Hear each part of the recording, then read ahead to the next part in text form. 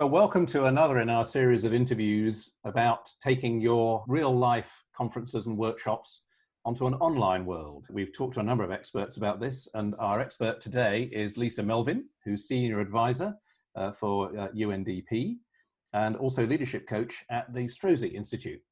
So Lise, thank you for joining us. You're very skilled at doing these things. I've enjoyed many of the conferences online that you've facilitated. When you're preparing for one of these things, is there anything that you do in face-to-face conferences that can't be achieved online? Well, you can't hug each other for real, obviously, and even in these times, you can't do that for real. But I think one of the things that we tend to do is that we think, oh, we're online, let's just be immediately productive. And actually, we don't have to do that. There are lots of things that you would do in an online conference that connects people at the beginning, allows people to check in. And something that I learned from the Strozzi Institute, so just centering everybody, it's just a way of getting everybody present, connected to the topic that they've all joined. They've taken time to join for this particular topic, and also connected to each other, and just allowing them to ground,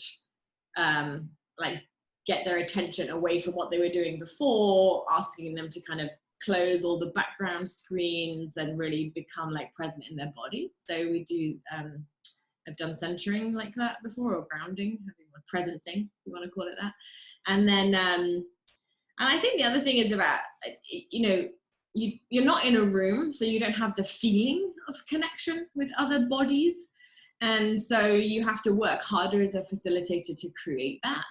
So one of the things that I do is what I call the pass. So when someone shares, you're doing a check-in round, you ask them not to just say, hi, my name is this and I'm from here, and then you wait for someone else to go, or the facilitator invites someone, but they have to pass it to somebody else.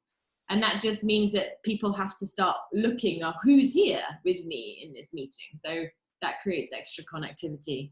And then the other thing I do is that if I'm presenting something or talking through something and sharing a screen, I will ask people on the call to read what's on the screen. And that just invites more voices into the conversation, and also keeps people's attention, oh, I might get asked to read something, so I better not be, actually on the toilet or or watching something else on my screen, I think. So that's a way of keeping attention as well. In a live face-to-face meeting, if someone's not saying something, obviously you can see them. You can also get a feeling as a facilitator of whether they're wishing to say something but not quite coming out with it, or whether you should leave them alone. Right. How do you cope with that? There might be somebody in that big mosaic of people appearing on your screen who's not said anything. How do you judge whether to bring them in or not? Well, normally there are two things I watch for. One is the in-breath that you would take before you speak. And if you're watching people, if you see them go like that, they might be about to say something and then someone went before them. So you can note, I'm going to go back and ask them if they still have something they want to share. And also you might notice people will unmute themselves. And if you see the unmute button go off, but they didn't get to speak first, and then they remute themselves because they're oh, someone else went before me. You can note that as a facilitator and go, okay, I want to go back to that person and invite them to talk again because they unmuted themselves. And they may or may not still have something relevant to say, but I watch for those two things. Are the rules the same, though, that there are particular types of people who dominate the conversation and you need to tone them down and bring the others up? Yeah, for sure. I mean, I think I'm always paying attention to, the less privileged folks in the room. So women, people of color, people who are not speaking the native language of the call, whether that's English, Spanish, French, etc. And I will encourage them more than I will others. And also you just have to watch who's speaking more often. And I think you have to be willing also as a facilitator just to say, I'm just going to pause you there and see if we can hear from someone else, and I'll come back to you if not, because we've heard quite a lot from you. So you just have to be comfortable doing that, which is similar to being in a room, really, as well. And I think also to really think hard, like you would in a normal conference, if you've got a couple of speakers, coming on into it's a formal panel or something, start with the women, start with the people of color. Don't start with the white men all the time, and don't have too many white men either on your panel. So just like creating diversity is just as important. So let's imagine that you've got a conference that you've been running for a number of years. I think some people watching this will be in that position right now, that they're suddenly going to have to convert to an online version. What are the thoughts that go through your mind when you're taking something from in real life to an online thing? What's the order of play? I first of all think about, well, where are all these people coming from? As in, what's the time zone that they're in? And so therefore, when do we even schedule this for? that's fair, I guess, for the broadest range of people across the world, which often happens. So you're often talking like 12 hours differences. So what's the early morning and an early evening that's going to work for people? And then maybe that you have to split it into 2 different sections, because you can, but it's not so easy to do dual, like a parallel interpretation. So you might want to run the same thing twice, once in Spanish, once in French, once in, or once in English.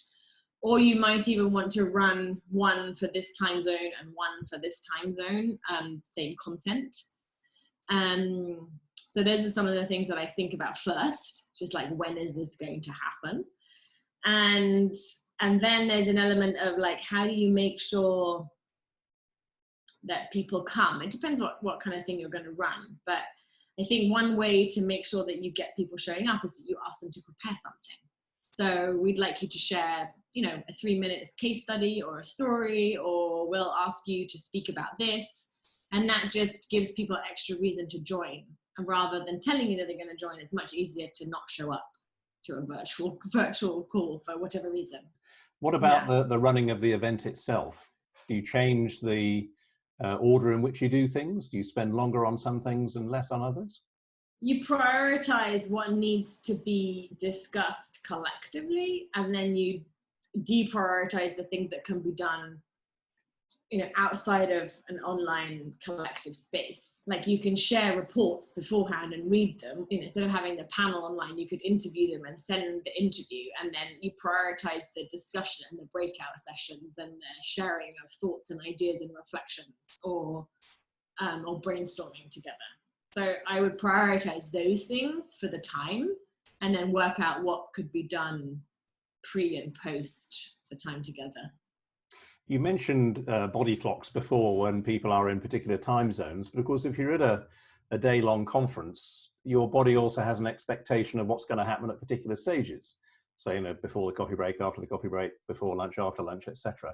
Is there a rhythm like that you can set for a 1 or 2 hour call as well, so people's expectations of the story arc of what's going to happen are set together? Yeah, I would say, like, break it into 3 parts.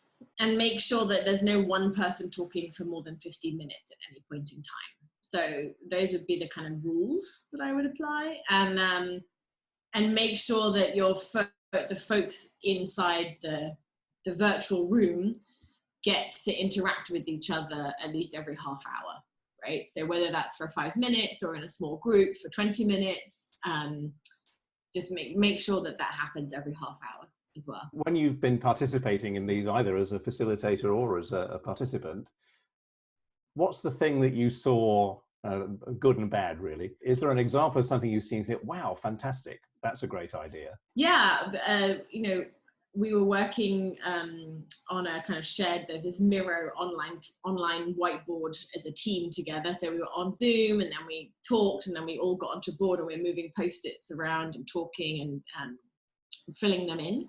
And you can see what everybody's doing at the same time. And, and then we had the inspired idea to just play some music while we did that in the background. So someone, the facilitator of that call, played some music, and it just makes it feel like,